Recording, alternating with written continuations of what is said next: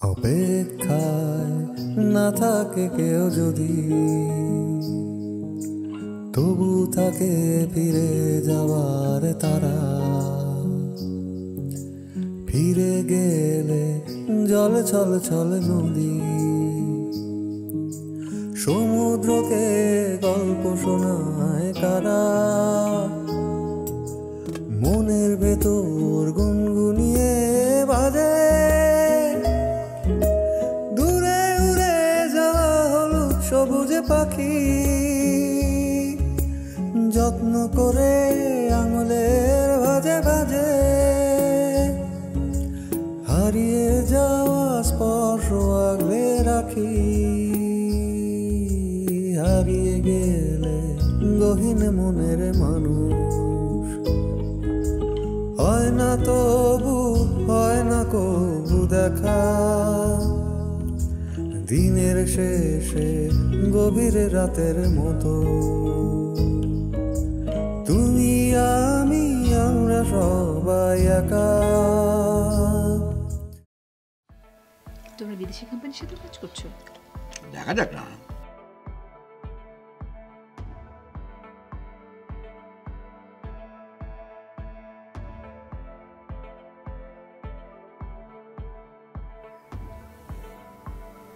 তুমি দেখো,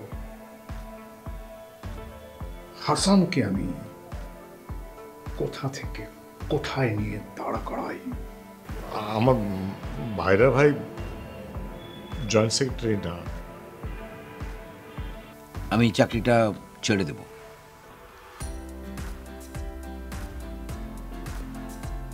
মানে? আমি ব্যবসা করব।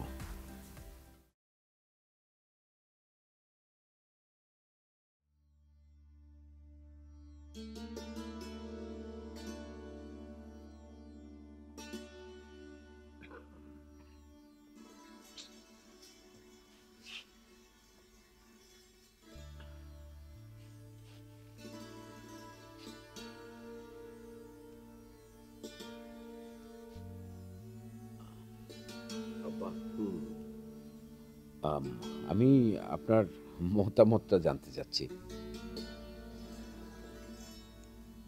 যা করবে ভেবে চিন্তে করবে।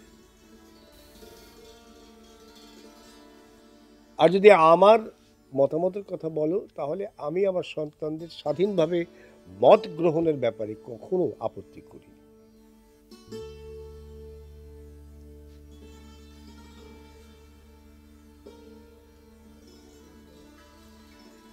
ব্যবসা করাটা কি খারাপ? খারাপ কি ভালো সেটা কথা নয়।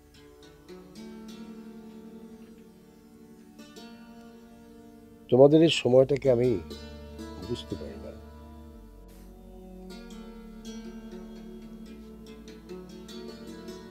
মানুষ যে করেই হোক, যেমন করেই হোক, টাকা চায়।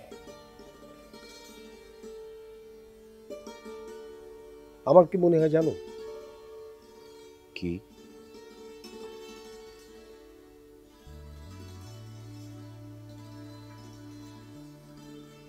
আসলে একটা ঠিকাদারি সোসাইটি গড়ে উঠেছে এই দেশে। ব্যবসা বলো, চাকরি বলো, সর্বত্র এই ঠিকাদারি বলো, সর্বত্র গোজামিল দেবার চেষ্টা। খুব দ্রুত বড়লোক হওয়ার পাগলামি পেয়ে বসেছে এই দেশের মানুষকে।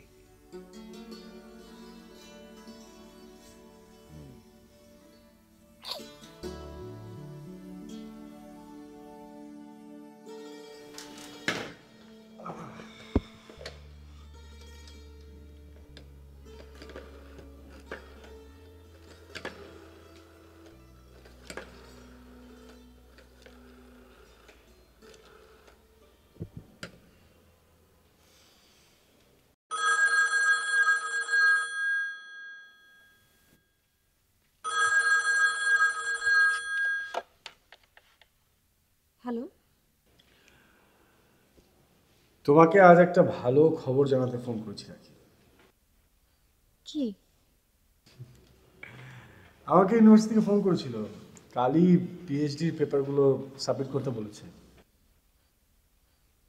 দেখো, যেই তুমি আমার বাড়িতে এলে, সব ভালো খবরগুলো আসা শুরু করলো।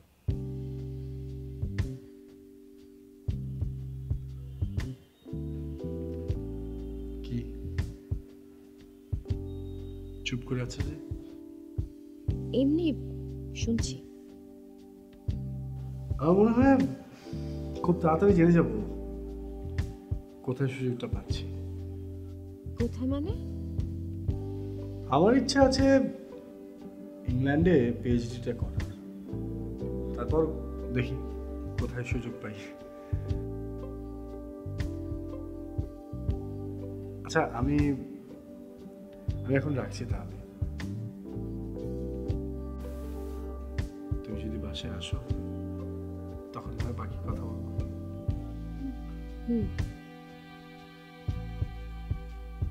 ও হ্যাঁ, বুবুকে জানিও আমার খবরটা। বলবো। এই দাঁড়াও, তোমার গলা এমন শোনাচ্ছে কেন? কেমন শোনাচ্ছে? কেমন যেন গম্ভীর শোনাচ্ছে। কিছু না, এমনি। আমি সেদিন তোমাকে অনেক কথা বলেছি।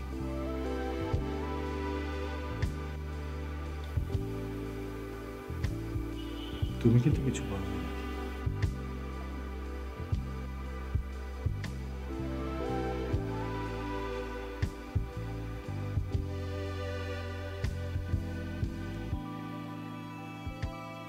থাক, তোমার যখন ইচ্ছে তখনই করো।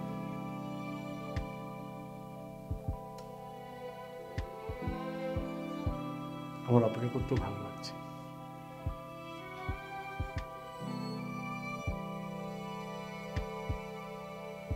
রাখছি।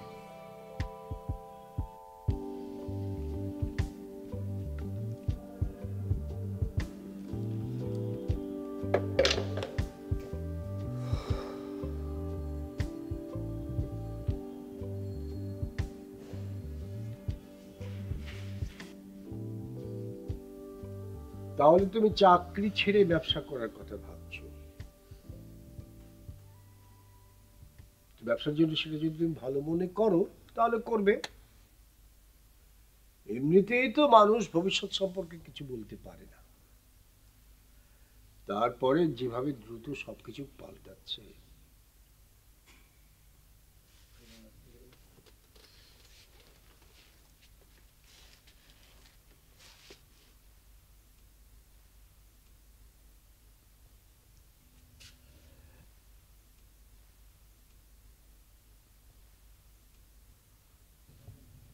মানুষ এই যে দায় এড়িয়ে সুখের দিকে যেতে চাইছে, এটা ভালো না।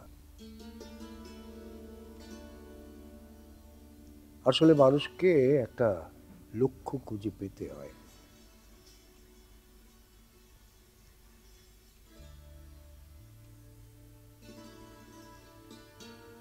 মানুষকে একটা ভিত্তির উপর দাঁড়াতে হয়, সে যাই করুক না কেন।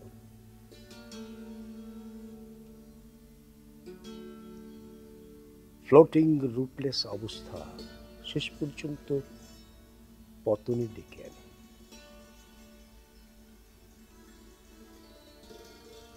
মানুষের কোনো না কোনো ভাবে একটা পারপাস অফ লাইফ থাকতে হয়।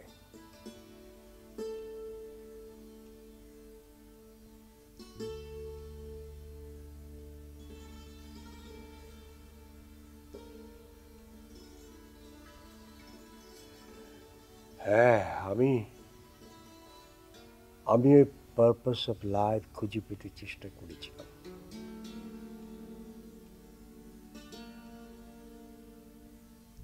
কিন্তু ততক্ষণে বড় দেরি হয়ে গেছে।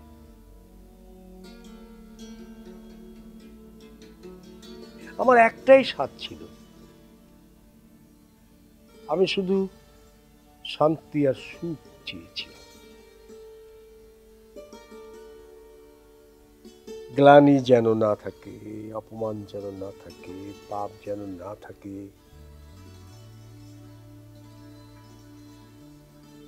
ভেবেছিলাম ছেলেমেয়েরা সুখী হোক, পবিত্র হোক, পুত হোক।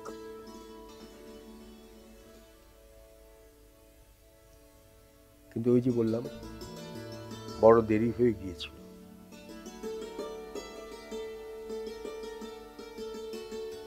তাছাড়া আমার চিন্তারও ভুল ছিল। এখন আমি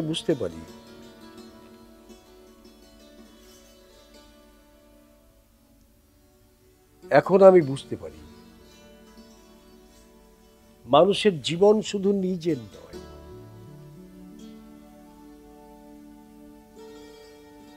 নিজেকে সে আলাদা রাখতে পারে না।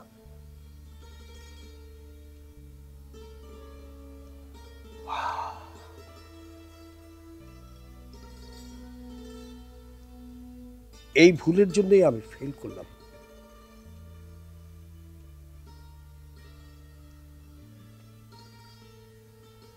মনের মৃত্যুই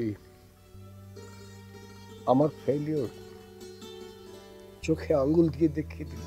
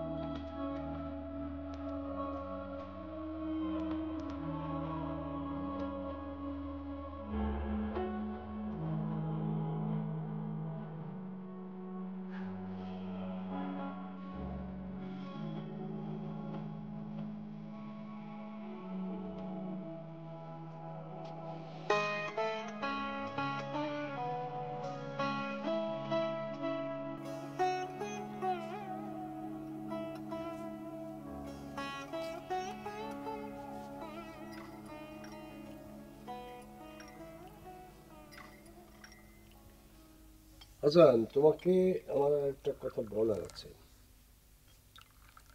এত কথা যখন উঠেই গেল, তখন ওই কথাটাও হয়ে যাক। কি কথা আব্বা? রাখির ব্যাপারে তোমরা কি চিন্তা করেছো?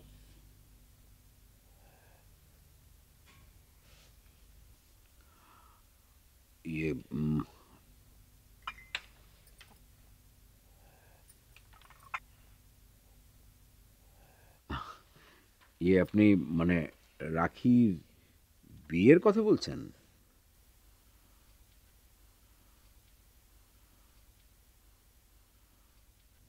হ্যাঁ, তবে শুধু বিয়ের ব্যাপারই নয়,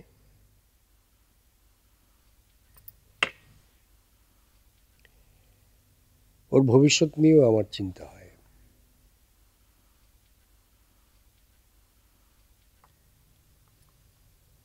রাখিকে নিয়ে চিন্তা সবারই আছে আব্বা।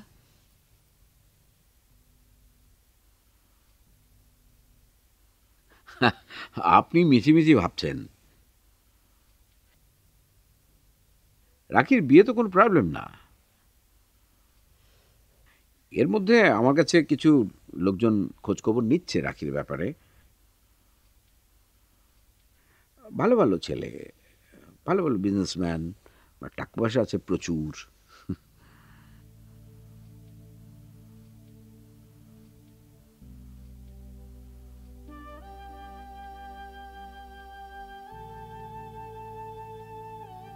হাসান, তুমি টাকা পয়সার কথা তুলছো।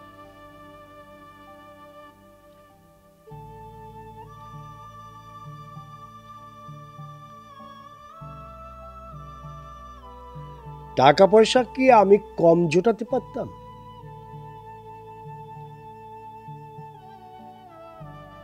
আমার কলিগদের তো তুমি দেখেছো। শোনো, টাকা পয়সা না,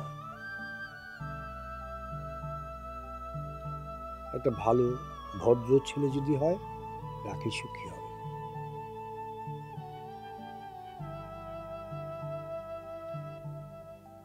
যদি চাও তাহলে তেমন একটি ছেলে খোঁজ করো, real man with human qualities.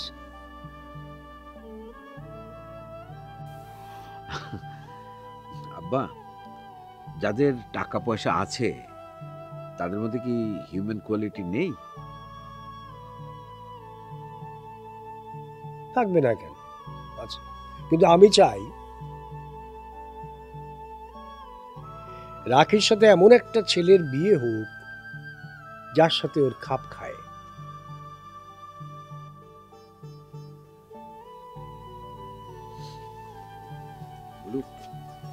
আমার চাটা ঘরে দাও।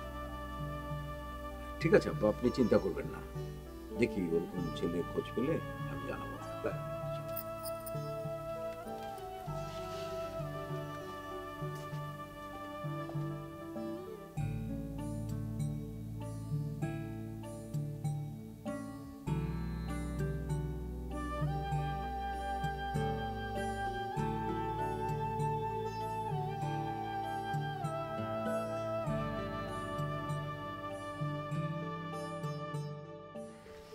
জানো, সিরাজ না আমার জন্য অসম্ভব সুন্দর একটা গান লিখেছে আর শুরু করেছে। এত পচা বাদাম। বাদামগুলো তো ভালো না, তাও মাঝে মাঝে পচা পড়ে যায়। কি গান লিখেছে? কি গান লিখেছে রাজ? কি মানে একটা গানই তো লিখেছে, একটা গান লিখেছে না? তুমি কয়টা গান লিখেছো? হ্যাঁ, আমি হয়তো গান লিখতে পারি না, ঠিক আছে, তাই আমি গান লিখিনি, কিন্তু ও তো একটা গান লিখেছে। আমি তো যত গান শুনি সব গান শুনে তো আমি তো তোমার কথাই ভাবি।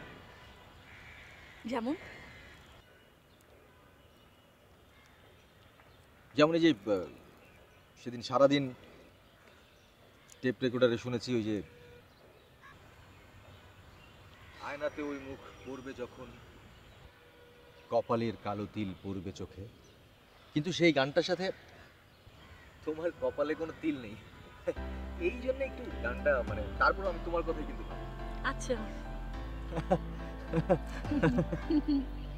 কপালের কালো তিল, কপল না, কপল কপল কপল আচ্ছা আমি অনেকেই দেখেছি যে এটা কপল বলে, কেন বলো তো? কোথাও কোথাও কি কপল কপল বলে?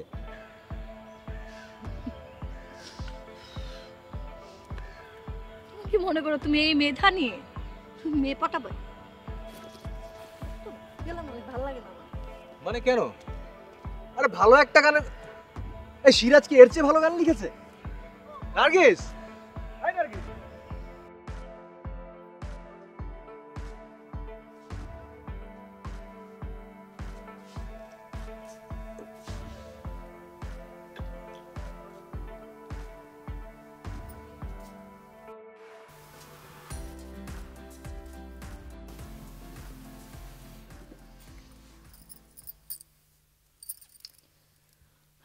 শোনো, আমি না কিছুই বুঝতে পারছি না। তুমি তো আমাকে আগেও কিছু বলনি।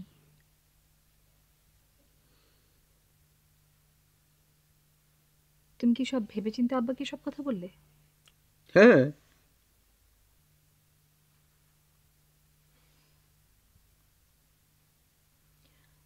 কিন্তু চাকরিতে সমস্যা কোথায়? আরে সমস্যার কথা তো আমি বলিনি। তাহলে তাহলে কি? আরে আমি কি সারা জীবন চাকরি করব নাকি? আর চাকরি যে করলাম তাতে কি লাভ হলো আমার, তুমি জানো না? কিন্তু তুমি কি ব্যবসা করবে? আর দেখো না, ওই বিদেশি একটা কোম্পানির কান্ট্রি ডিরেক্টরের সাথে ফোনে কথা হয়েছে। এখন মিটিংটা শুধু সাকসেসফুল হলেই আর জীবনে চিন্তা করতে হবে না। আমি কিছুই বুঝতে পারছি না যে তুমি কি করবে। আরে আমি এখন অফিসে যা করছি সেটাই করব। আমি নিশ্চয়ই কোনো চালের আড়ত খুলে বসছি না। তুমি রাগ করছো কেন? আমি তো সেরকম কিছু বলিনি। আমার মাথাটা খারাপ করে দিও না তো। আচ্ছা ঠিক আছে, সরি। হ্যাঁ, তুমিও আব্বার মতো করে তো ভাবতেই পারো, এটাতে দোষের কিছু নেই। কিন্তু আমাকে আমার মতো করে ভাবতে দাও। আমি এই ব্যাপার নিয়ে একদমই চিন্তা করছি না। মাজারের মতো মানুষ আমার পেছনে আছে। আর তুমি বিশ্বাস করবে না, মাজারের মতো মানুষ যদি কার পেছনে থাকে তাহলে তার পক্ষে অনেক কিছু করা সম্ভব। তুমি শুধু দেখতে থাকো।